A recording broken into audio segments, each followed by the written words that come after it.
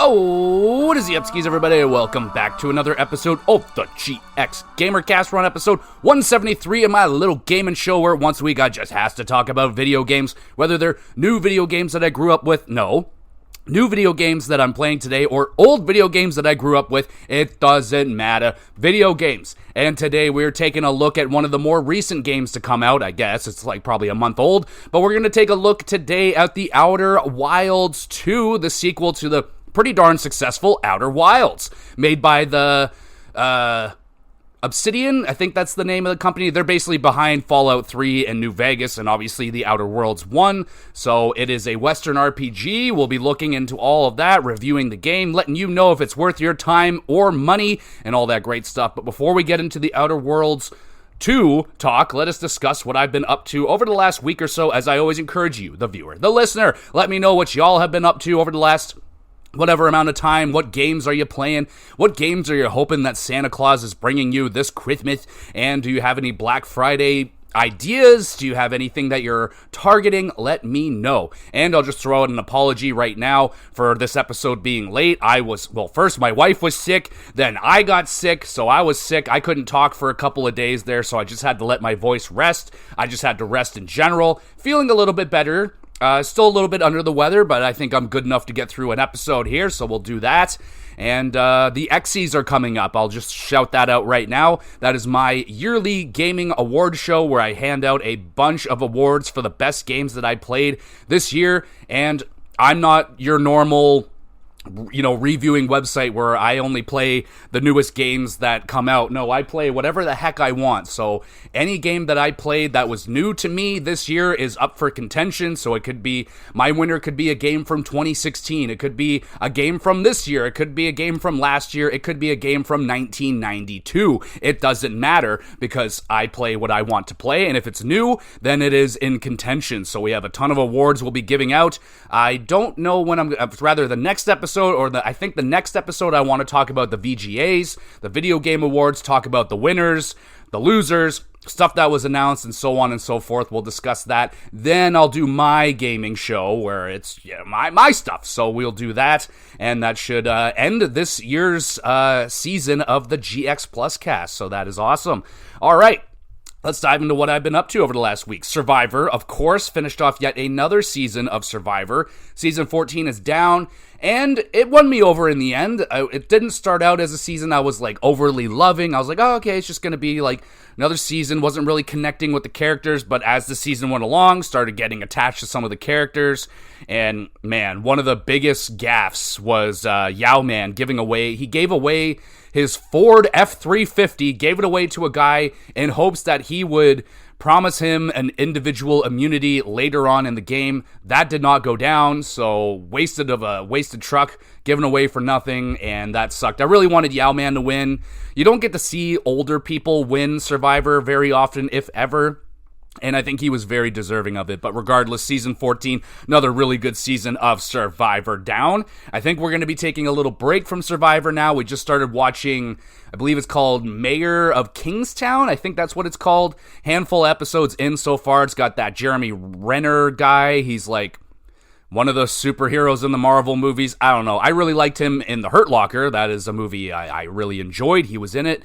And so far so good with the show. It's kind of a mix of Orange is the New Black and Wentworth, and it's kind of a prison show, but also a really messed up town with a lot of drugs and just kind of collusion and all that noise. So if you're into that kind of thing, Kings of, what is it fucking called? Mayor of Kingstown might be up your alley. It's not generally what I am looking for, but I wanted my wife to pick a show, and that's the one she chose. It was this or Landman, and I was like, I was lukewarm on Landman. I didn't hate it, I didn't love it, but it was fine. So probably watch that at some point. But Mayor of Kingstown's got 5 or 6 seasons, so we're gonna be busy with that show for a little while. If it's got that many seasons, it's probably doing something right, so that's a good sign. And so far, so good. There's some good stuff there, some good characters. Jeremy Reiner's character is quite enjoyable. He's just this Irish drunk cop guy. Classic stuff right there in terms of cop shows. But yeah, it's kind of like The Wire as well, mixing a little bit of The Wire and Wentworth, a little orange is the new black, you know what I'm saying? Pretty good so far, but I'm very fresh into the show, so no review or anything on that right yet. And that is also on Paramount Plus, so you can check that one out. And I wanted to talk about John Cena's retirement match. I did watch it. I know there's a lot of heat around this topic right now, a lot of upset fans as to how all this went down. And honestly, yeah, I kind of think they dropped the ball with Cena's last year. Cena apparently wanted to do many more dates than he was originally booked for, so we would have seen a lot more of Cena, and probably the storylines that he wanted to get done would have been a lot better. Like the whole heel turn and everything, people look at that as a big miss. I personally really enjoyed it. I was there live the night that he turned heel at Elimination Chamber. I was there. It was a huge moment. It's a moment that people have been waiting for forever. And I think it would have been like a big, like a huge what if John Cena went down without ever turning heel. Like, you know, I'm at least happy that they tested the waters with that. I would have liked it to go on longer and they could have done a lot more stuff with it, but they're limited to a year and they only had so many dates, like 60 or some odd dates or something like that. Sounds like a lot, but it really isn't in a calendar year. So Cena apparently wanted to do a lot more dates, and that's upsetting. Now to the match itself. Very interesting final opponent for John Cena. Not who, if you asked me a year ago who I think his final opponent would be, I doubt I would be saying Gunther. I don't even think Gunther would be in that hemisphere of being a proper opponent for John Cena. I see what they're trying to do. They want to put a guy over. They want John Cena to go out trying to give a boost to somebody, but does Gunther really necessarily need it? He's already been a world champion. He's one of the most dominating forces on the roster. I don't know if he really needed the help. Like, I understand they're trying to do this legend killer thing with Gunther right now, where he's retiring these legends, trying to start a new legend killer type of thing. I think that could work out very well for Gunther. So I think they did a good job at helping Gunther out. He's got nuclear heat on him right now. I know people are very pissed off about the finish. John Cena tapping out, and his whole career, his thing was he never gave up. So he never gives up, he never taps out, he doesn't do that. And in his final match, he taps out with a smile on his face, and I didn't hate it. I saw it coming. You know, I knew they were going to do this because they were fluffing it up so much leading into the match. Like, oh, he's never given up. He's never tapped out, never gave up. And Gunther, that's like his MO, man. He can make you give up, tap out with a chokehold, ankle lock. He can do it in a variety of ways. That's what makes Gunther a very unique wrestler. He can finish you off in numerous types of ways, and ways that aren't typical to a WWE finish. Like, he can finish you off with a straight up power bomb, straight up bulldog choke. Like, those are the kind of things that used to end matches in like the 80s and stuff like that. Not so much nowadays, but Gunther is kind of a throwback to that old school style of wrestling. And I personally am a big fan of Gunther. Really enjoy his style. I think he's a phenomenal worker. The amount of work that he's put in, all the weight that he's lost. I mean, the guy is very deserving of it. It's just, there's so many, like, other possibilities. You know, Chris Jericho's retiring. You got AJ Styles is retiring. I know they did some matches already, but I don't know. It feels like it's going to go down as like, it was good, but there could have been so many better opportunities and so many better moments. Now, can I book those personally right now? No, but I know there's a lot of heat behind this whole John Cena's retirement tour and all of that stuff. You know, Randy Orton not even being there. He was too busy, you know, promoting the Royal Rumble in Saudi Arabia, so that was a big missed opportunity. Overall, the show was fine. I also find it kind of weird that they're ending it on a Saturday night's main event, not a big event in any right. It's a free event on a Saturday. You know, I was expecting it to be on a pay-per-view. Like, maybe we could have timed this for a Royal Rumble. We could have timed this for a WrestleMania. Have his last match be at WrestleMania. Like, I don't know. It feels like a bit of a whiff, but overall, I'm satisfied. I'm very upset. I'm sad that we're done with John Cena. I literally grew up with this guy. I started watching wrestling and got big into wrestling when he got big. Like right before, like a year or two before John Cena got big, that's when I started watching wrestling. And I was a huge John Cena fan at the beginning.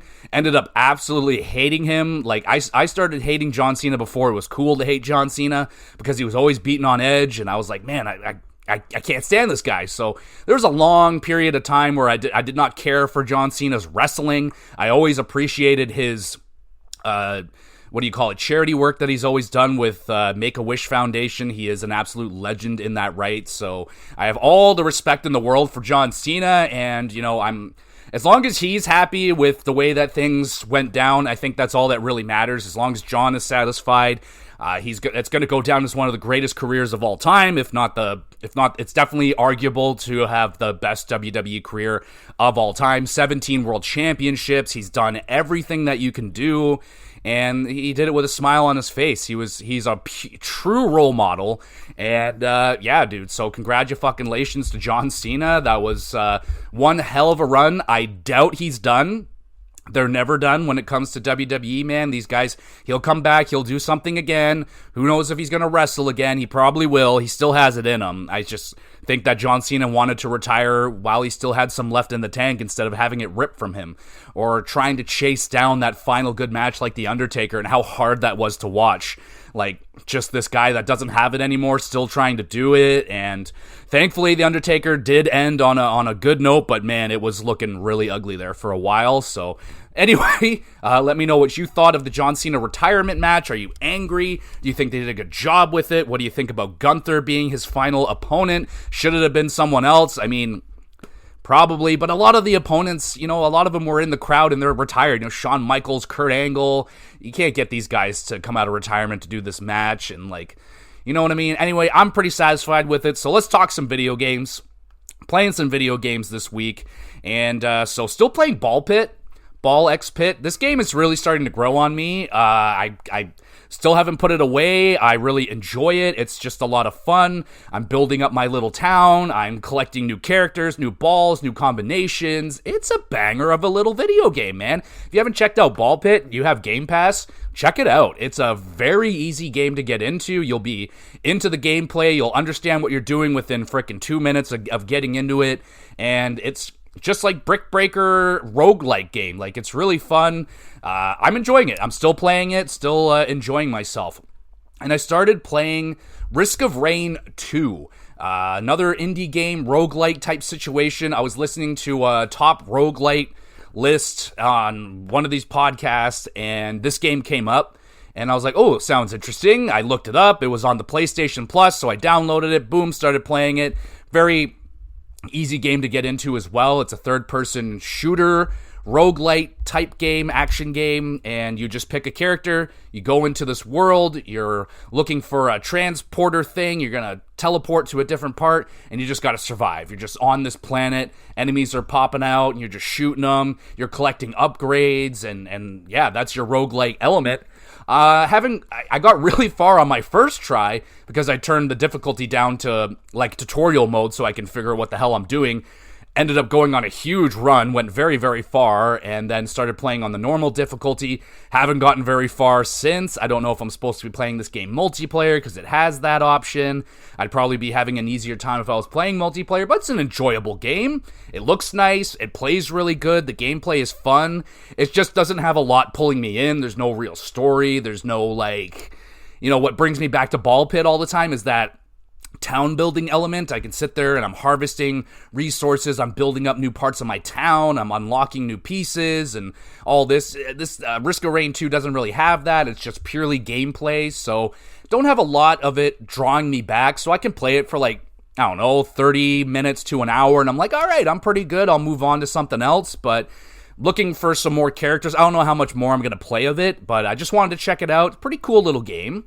And what else have I been playing? Helldivers 2. Okay. Don't know if I talked about this game yet, but I know I've been looking to buy one of these games, whether Helldivers 2 or what's the other one called? Arc Raiders. Made the decision. It's Helldivers. That's the one we chose, and I'm digging it, dog. I'm digging it. It's I might do an episode on it. I'm building up an episode for it just to see where it's going. But so far, it was very boring at first, I will admit. Like, first couple hours of Helldivers was pretty boring.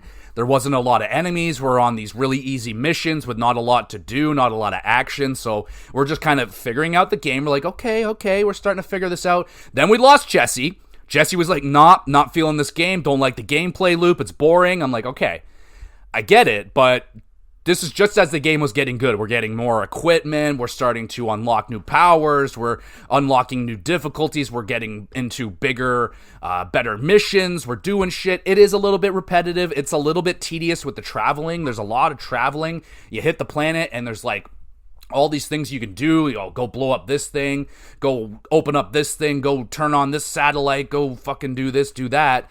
And you just kind of do that. You do a main mission, whether, again, it's rather you blow up something, you collect this, you grab that, do this, do that, and then you extract, you go back, and then you go back to your little spaceship, you pick another mission, off you go. That's pretty much the gameplay loop. It's not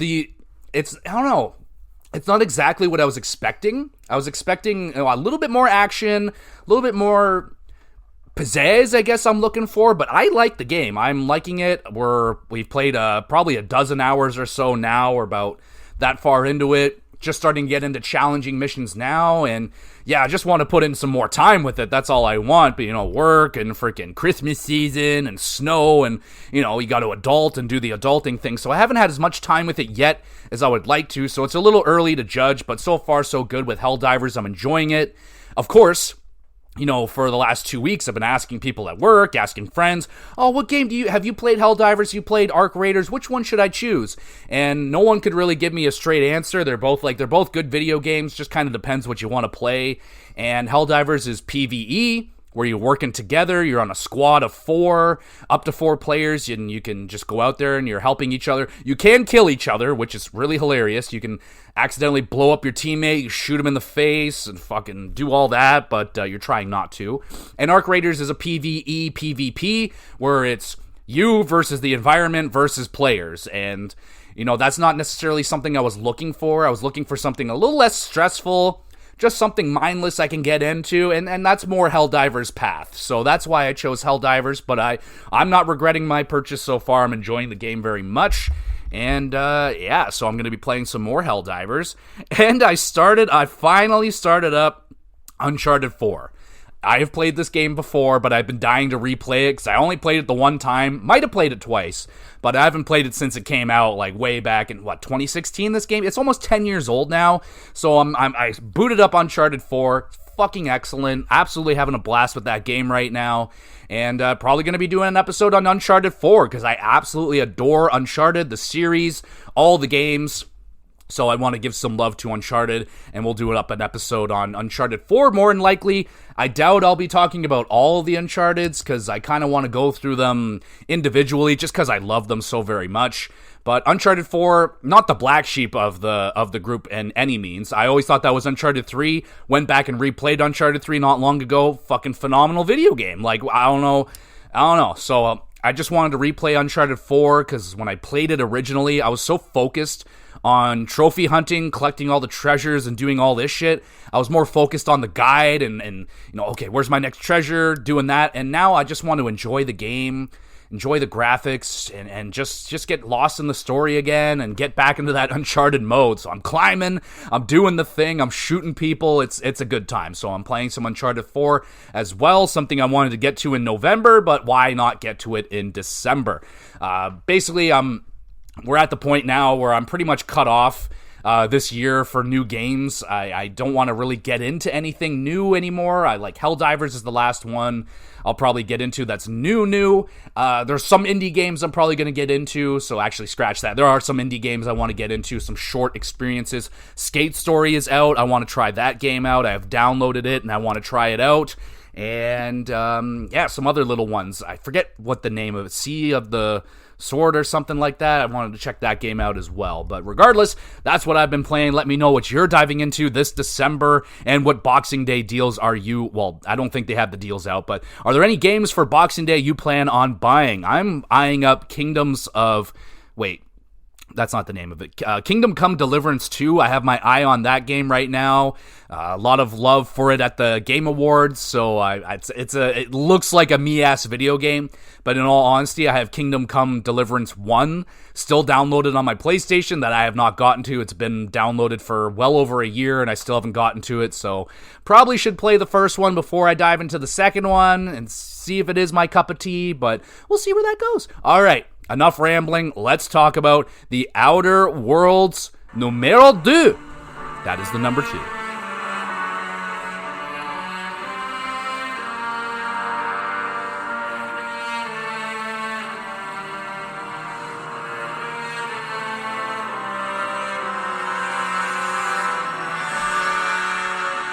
Alright, Outer Worlds. I keep calling it Outer Wilds. That is a different video game, a very cool video game that I tried, did not finish, but I understand why people like it. Anyway, we're not talking about that. We're talking about The Outer Worlds 2. This is a Western RPG made by Obsidian. That's from Fallout 3 and Fallout New Vegas. They also made Outer Worlds 1, which I did play. I enjoyed it back then when it came out. That was a while ago now. I remember enjoying it quite a lot. Not as much as a Fallout 3 or Vegas or even Fallout 4, which I played a ton of, but I enjoyed my experience with The Outer Worlds 1. It was a nice looking game. It was kind of going back to the roots of what made me love the Fallout games, and it was just kind of more of that, but in a space setting, and it got me hyped up for games like Starfield, which ended up being a big dud for me. I just did not connect with Starfield, and I don't know how much I connected with this game, I will be honest. The story did not grab me whatsoever, so if you're looking for a spoiler cast or a story cast or anything like that, that's not what I'm doing. I just did not connect with the story. I just kind of wanted to play a Western RPG. I was in the mood for one. Really, I really just want to play Fallout 5 or Fallout New Vegas 2 or whatever the heck they're releasing in the Fallout series. I just want Fallout again. I want to play Fallout 3 Remake. I want Vegas Remake. I want something in the Fallout universe again. But this is the closest you're probably going to get.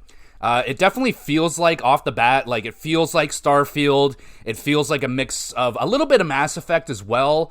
Not gameplay-wise, but because you're making a lot of choices in this game, you have a lot of decisions you're making that can change the outlook of this whole entire game.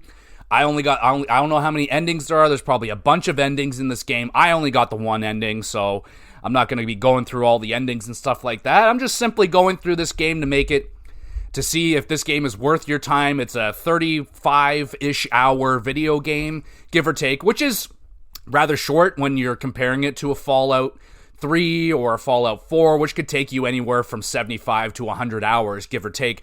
Depends how much you want to put into the game.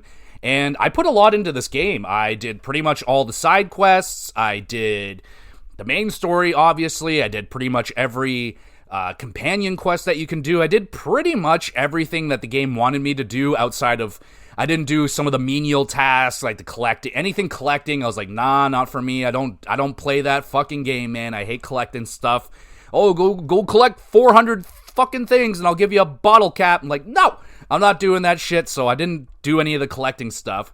But if you're into these kind of games, you're probably going to get something out of the Outer Worlds 2. If you like Starfield, I'm not saying that if you like Mass Effect, you're going to get a Mass Effect style experience here. That's not really what it is. Why I compare it to Mass Effect is because you get companions. Every time you go out on a little quest, you can bring two people with you, and that just gives me Mass Effect vibes. I'm here with a trio. I'm making decisions. This game is in first person. It's not a third person game, first person RPG. So you're creating a character at the beginning, and you're doing the thing, right? You're deciding what kind of character you want to be. I decided to go down my usual route that I always go with these games. I'm a speech specialist.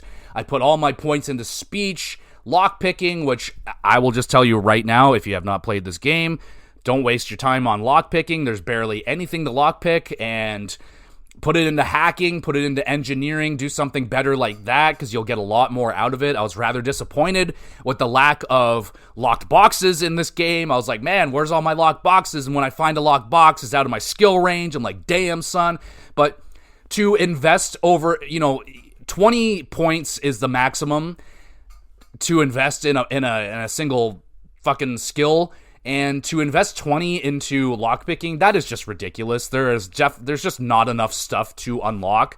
And a lot more of it comes down to hacking and engineering skills. So, yeah, don't waste your time with lockpicking. You can put a few points in there, open up a couple of things. You're going to find a little bit of money, maybe an ammo or something. You're not going to find anything that crazy. So that's just my opinion. Much preferred in Fallout, where there's fucking lock shit everywhere, and behind all that lock shit is usually some good shit. But that's what you're doing in this game. You're leveling up, you're creating your character, you're kind of forming them into what you want to be. Do you want to be a sneak specialist? You want to be all about guns? Do you want to be all about melee? Do you want to be a speech specialist like me? Or do you want to do... I don't know what there's tons of playstyles. The game is open to you. It's an open world video game, and you're going around doing quests, you're doing faction quests, and the whole kind of gist of the game, as far as I can tell, there's like these factions. There's like faction A and faction B. You can decide to hate them. You can hate both factions, hate one, hate the other one, like them both. I ended up working with both of them. I knew that's the route I was going down. When I do speech, that generally means I'm gonna convince people to work together. Speech it was fun. I'm starting to, kind of get off of the speech thing, because that kind of just makes me talk my way through everything instead of having action. And I was I'm not going to say I was bored, but there was definitely some boring moments to this game, especially the beginning of the game. Very, very, very dull, very boring. It takes a while, probably the first couple hours, 3 hours, till the game really opens up to you, and you can start doing your own thing, kind of exploring your own paths and stuff like that, do what you want. It takes a little while, and I was very sleepy at the beginning of this game. It was very tough to get through. But I know that's the way these games are. They're slow at the beginning, and then once it opens up, you're free to go.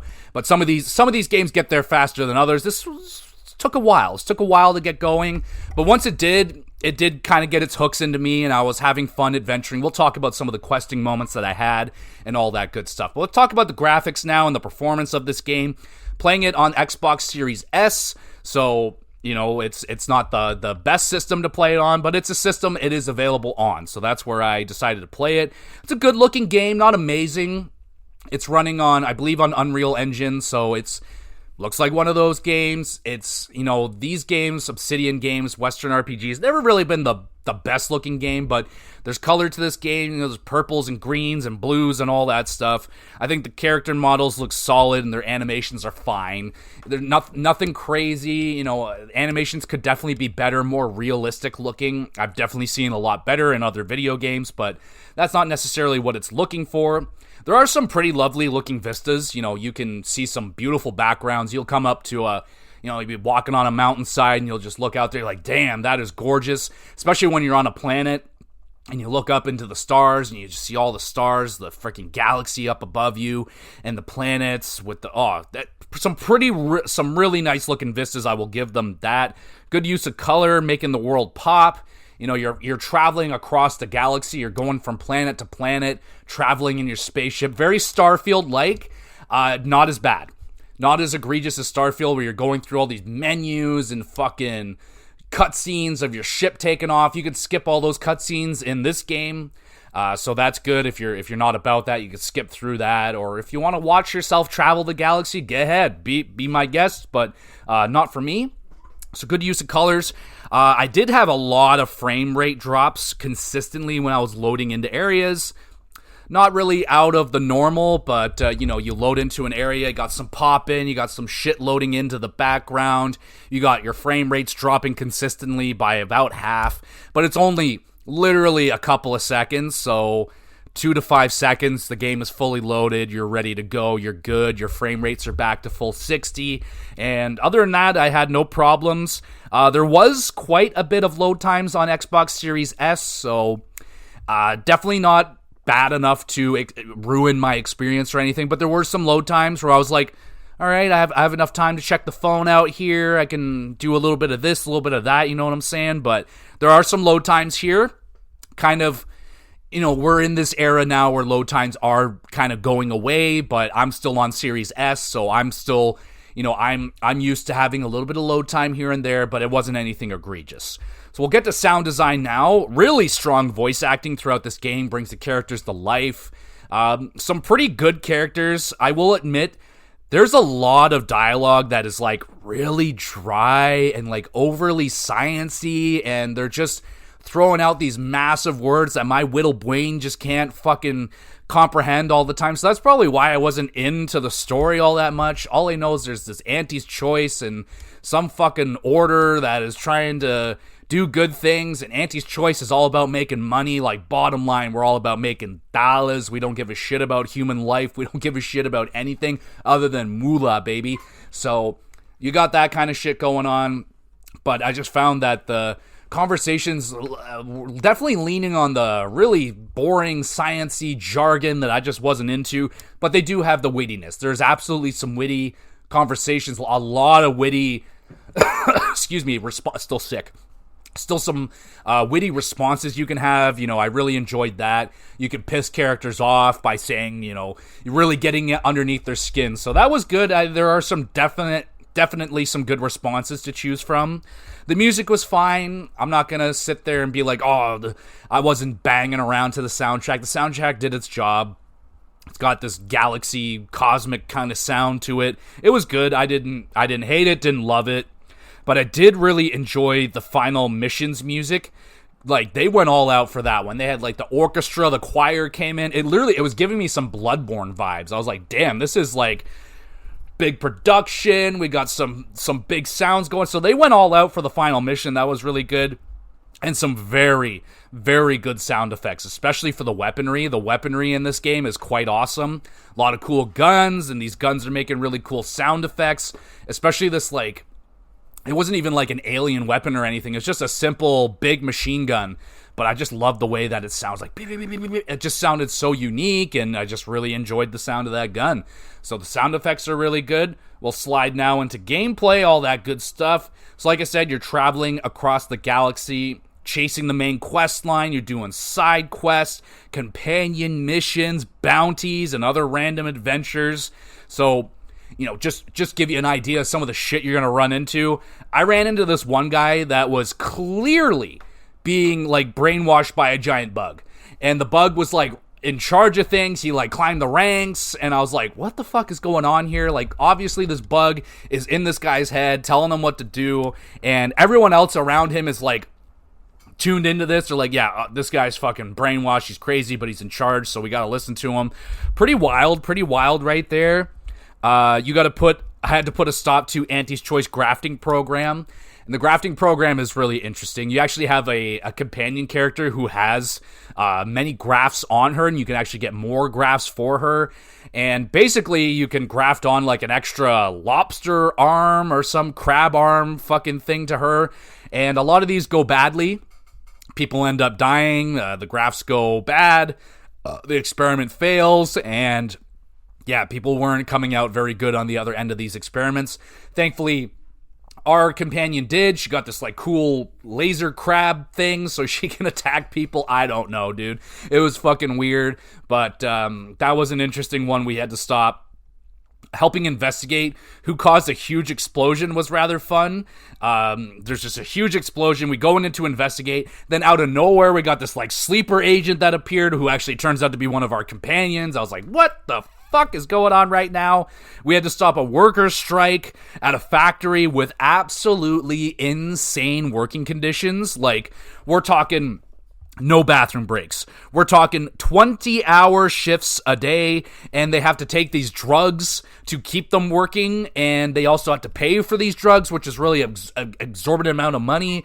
And they're just like, yeah, fuck this. Like, I went in there with my high speech, and I just tore that place apart. Like, instead of killing people, I was like, nope. We're cutting down these work hours. We're giving them bathroom breaks. You're giving them drugs for free. And I was a god. I was a god to these people. They're like, oh, praise this man. He's giving us free drugs. I'm like, oh, hell yeah. Whenever I can, I will, baby. So that was one of the funner missions right there. Breaking into the mental refreshment lab where a lot of funky shit is going down. You hear a lot about this mental refreshment. Tony is having a bad day, send him to mental refreshment. Next thing you know, he's got a piece of his brain in a jar, and he's like, who's that big man? Who's that big man? If you get that reference, fucking good for you, bud. That's a good one, right? That's The Simpsons right there. Anyway, basically you get a lobotomy, and it makes you makes you fall in line pretty much. So you don't want to get sent to mental refreshment, but we go to like the lab and there's a lot of fucking weird shit going down. Eventually I was working with Auntie, like the Auntie from Auntie's Choice. I was working directly with her, and I had to find her floating head, like straight up Futurama style floating head. Had to find her a robotic body for her to use, and that was pretty entertaining watching her run around with the robotic body. So I got her there. I did experience one glitch with a mission where it was during Aza's companion mission. The map was telling me to go to this planet and go to this place. Not correct. I had to look it up. I looked it up. It turns out I had to go to a completely different planet, completely different area. The map wasn't telling me where to go, wasn't telling me the right position to go to, and I followed the guide online, got me to where I needed to be, and the mission continued. So that was a weird... I don't know what was going on. I looked it up. Apparently other people were having the same problems, so I know there's been patches for the game since I finished playing it, but that was a problem that I ran into there with one of the missions. That was not ideal. You know, I had to look up a couple of things here and there just to kind of see, like, if I was doing the right thing. Sometimes I would hit a brick wall, and I'm just like, what the fuck do I have to do here?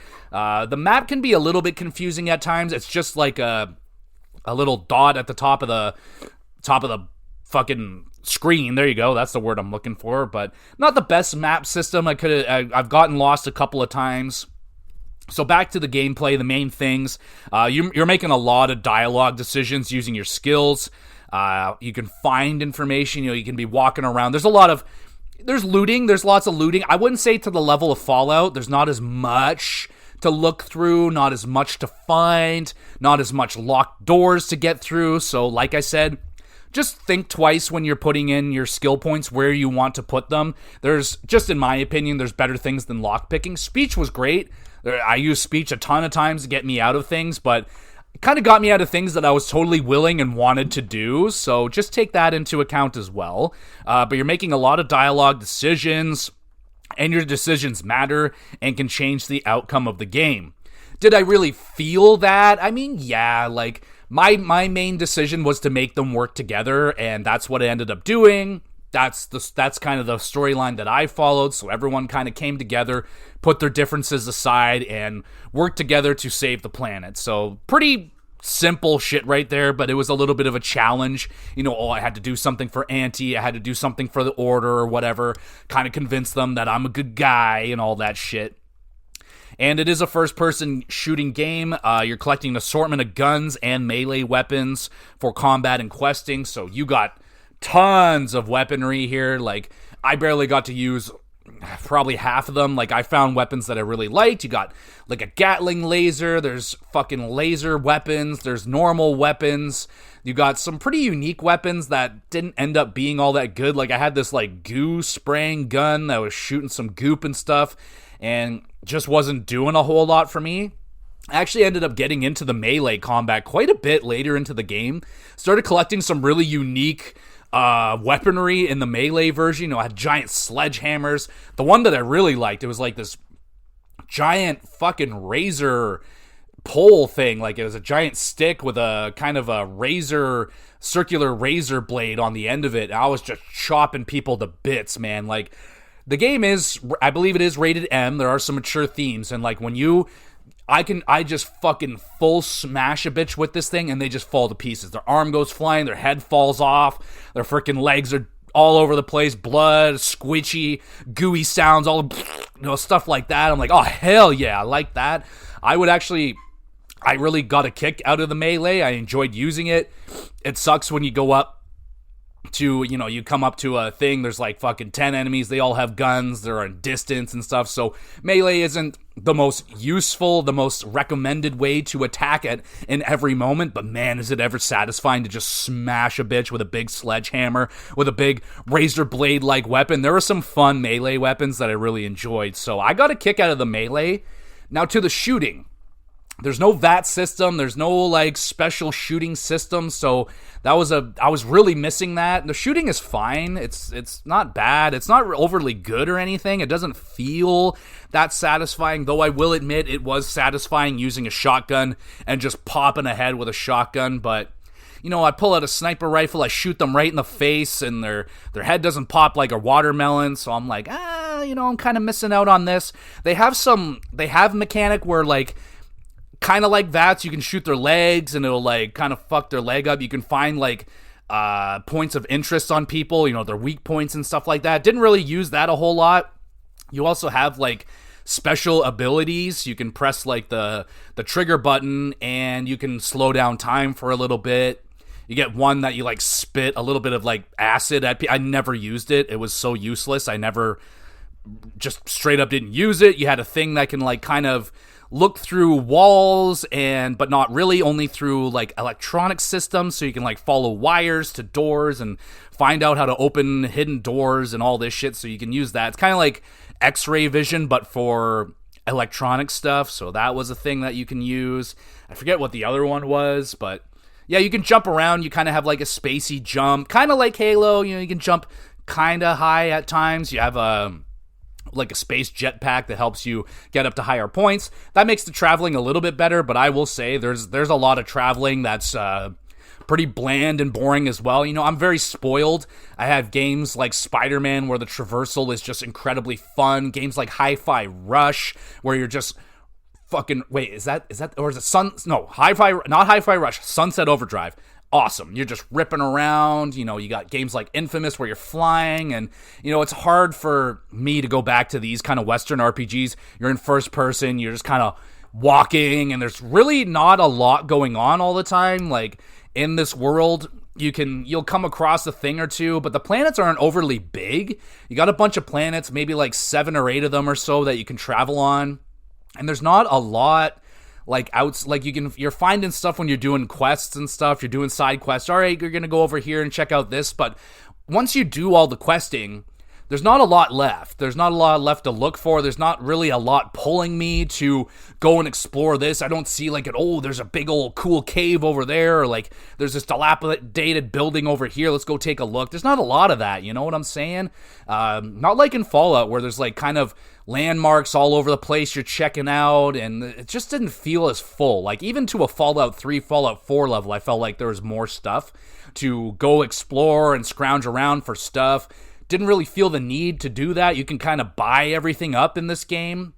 You don't have a weight limit, so you can carry as much as you want, which is great. That's a mechanic I hope is gone from Fallout once we get a new one. Like, fuck over encumbered. Who gives a shit about that? Let me carry as much shit as I want. Just let me have fun. So that game does do that. That's a good point to this game. But I just didn't find the open world all that full. There was stuff to do, of course. Like, there's lots of missions to do. There's bounties and companion quests, so you're getting closer with your companions. But did I feel all that close with my companions? Not really. Like, they were fine. There were some pretty decent characters, but no one really stood out to me. My favorite character was Valerie, and she's a robot, so that was, there wasn't a whole lot of character in these companions. They were fine. Like, we did their missions. They were all kind of like, oh, we'll just kind of go over here and we'll do this thing and help this guy out. I'm like, all right, fine. Like, that's cool. But like, what else you got going on? You know what I'm saying?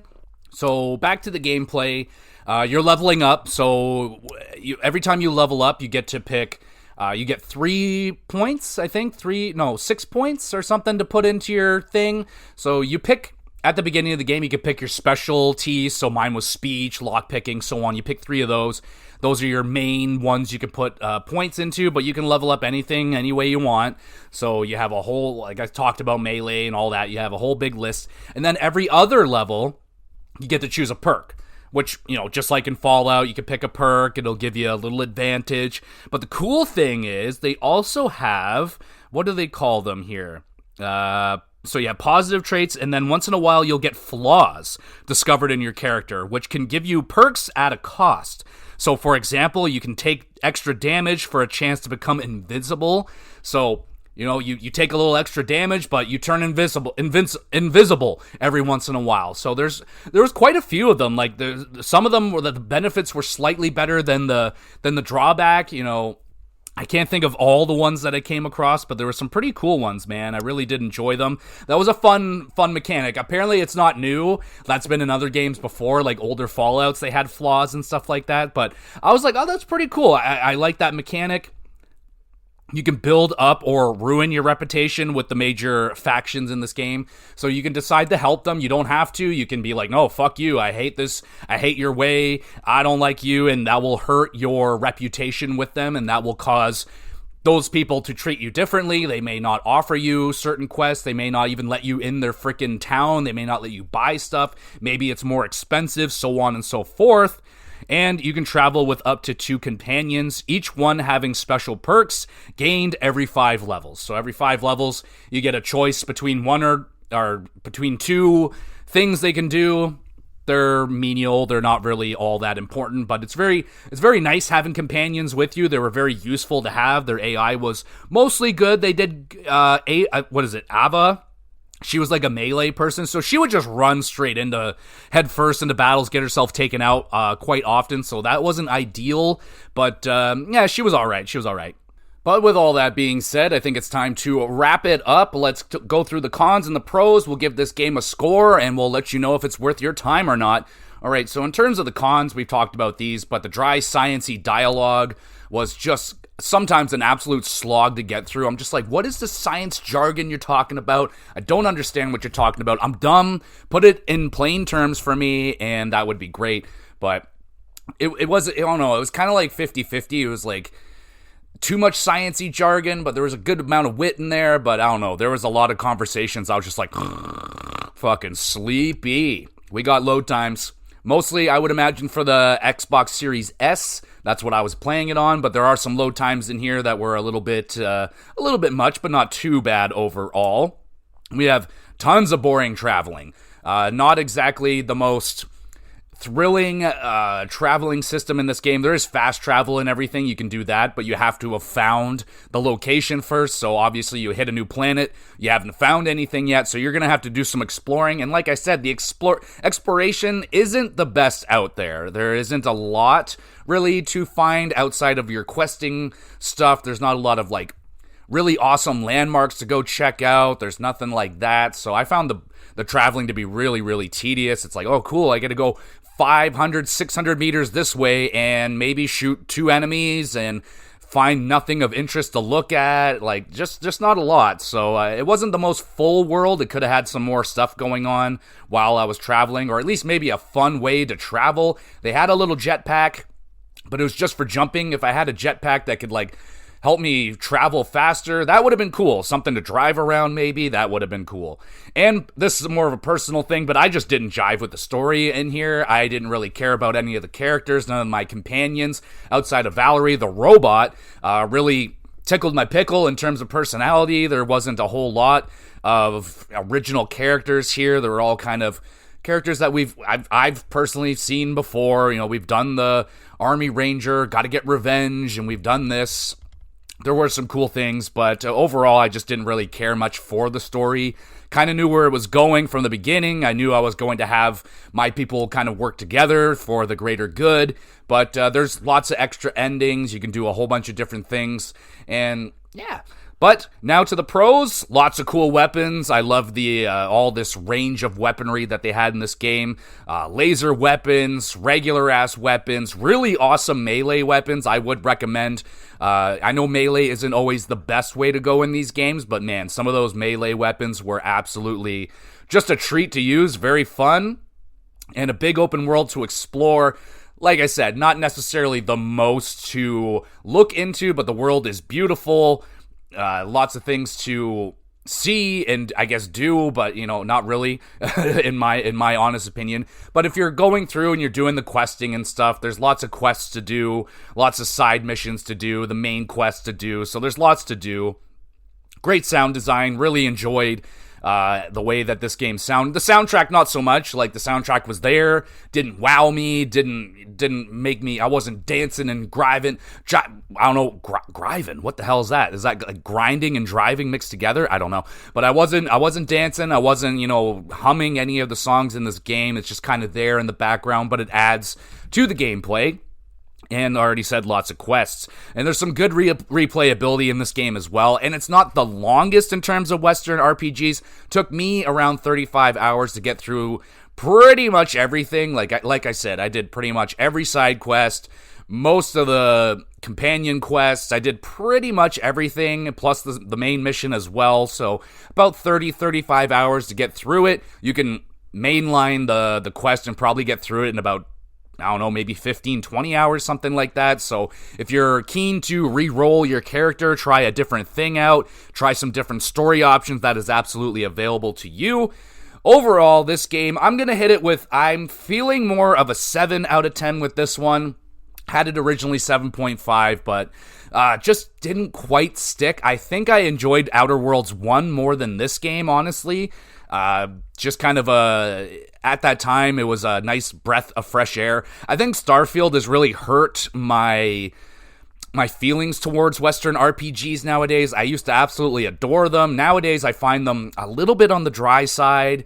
But I definitely preferred this game over Starfield. I would choose the Outer Worlds over Starfield. I just did not jive with Starfield. It was so boring, and there was just so much wasted time in that game. I just couldn't stand it any longer. Plus the glitches and just the missions not being able to finish some of them. That was very annoying when you put in a lot of time in a mission and you can't fucking finish it because the game is glitching out. Didn't really have that problem here in this game. I had that one mission that was like telling me to go the wrong way. Other than that, the game ran smoothly. The performance was really good. I did have some frame drops when the game was loading into new areas, but it was very minimal, only lasted a few seconds. Other than that, in the heat of the gameplay, it ran very nicely, nice and smooth. The game looks good, sounds good, plays pretty good. You know, I feel like it's a little bit behind. The shooting wasn't doing anything amazing. I played games with better shooting. I played games with worse shooting, absolutely. Like, for example, it plays better than like Fallout 3 and New Vegas, which isn't really saying much. Those games are like 16 years old. It should absolutely play better than that. But does it play better than like Fallout 4 and like... It really needed something extra with the combat. Like, Avowed had all the magic and all the fun shit going on with that. The combat in Avowed is so fun. Much preferred Avowed. If you are going to play a kind of a Western RPG, I would definitely recommend Avowed over this game. I much preferred Avowed. The combat system was so much more fun and engaging, but... That's just me personally, but if you're into these kind of games, you like Starfield, you like Fallout 3, probably going to have a good time with this game. Do I recommend it? I can't recommend it overly, only if you're into these kind of games. Like I said, if you like the Starfields, you like that kind of stuff, probably going to have a good time here, but... Do I recommend you kind of go out of your way for this one? It's not a must-play, in my opinion, no.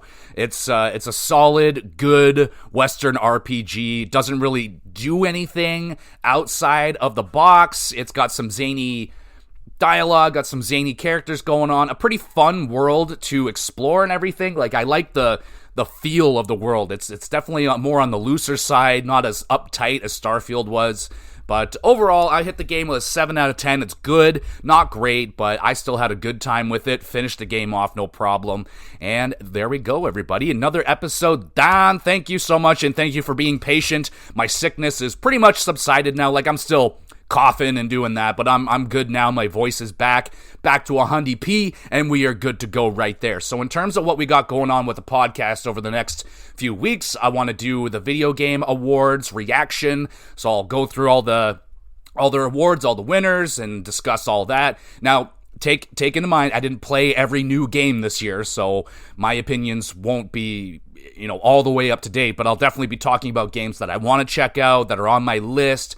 There are some games that I did play this year, like Clair Obscur, which absolutely cleaned up at the awards, and we'll be talking about the games that were announced and all that stuff, and my hype levels for those, and we'll also be discussing how long we may have to be waiting for some of those games. So yeah, be on the lookout for that one. I'm hoping I can get it out this week as well. We'll do 2 episodes this week to counteract the lack of episode last week because of the sickness, and then after that, we should be there for the X's. I think that'll be the next episode after that. Let me see. What is the current date? We're at the 16th. So, okay. Yeah, maybe. It's going to be the next episode or the next episode. I'll probably just do it for the end of December. Then we can kick off a new season. What season are we on now? 4, I think we'll be going on to now. So anyway, thank you so much. If you've been here listening to all of these rambling podcasts about video games, hockey, and wrestling, even though I don't do the hockey and wrestling anymore, at some point I feel like they will come back. I really just don't have the time to do all that. I haven't been able to keep up with wrestling anymore. I barely watch hockey this year. It's just been really busy for me getting back into online games with the homies. A lot of my extra time is going to that, which is great for me. I love spending time with the homies and all that good stuff. So, you're awesome, by the way. Thank you so much for listening. You want to be even more awesome than you already are. Make sure you're reviewing the podcast. Give it a star rating, whatever you got to do. A nice, honest review. Drop a comment on Spotify or YouTube. I upload all these episodes to the YouTube channel, GamerGX Videos. Link is in the description. Go over there, subscribe to the YouTube channel, drop a comment on one of the videos, and all that great stuff. So there we go. Also, I am open to any and all suggestions. You want me to talk about a game. Maybe I haven't played it before. Then I can play it and talk about it, or I've played tons of video games, so put out those suggestions. I'll probably be doing an Uncharted 4 episode. I got Helldivers I've been working on, I got a favorite characters list I have ready to go, so I'll be talking about my favorite characters in video games. That's another one. And yeah, so I got some good ideas coming up for the next few weeks, so we should be nice and busy. And there we go, everybody. Another episode down. Thank you again so much for listening. We'll be back again with some GX Plus games.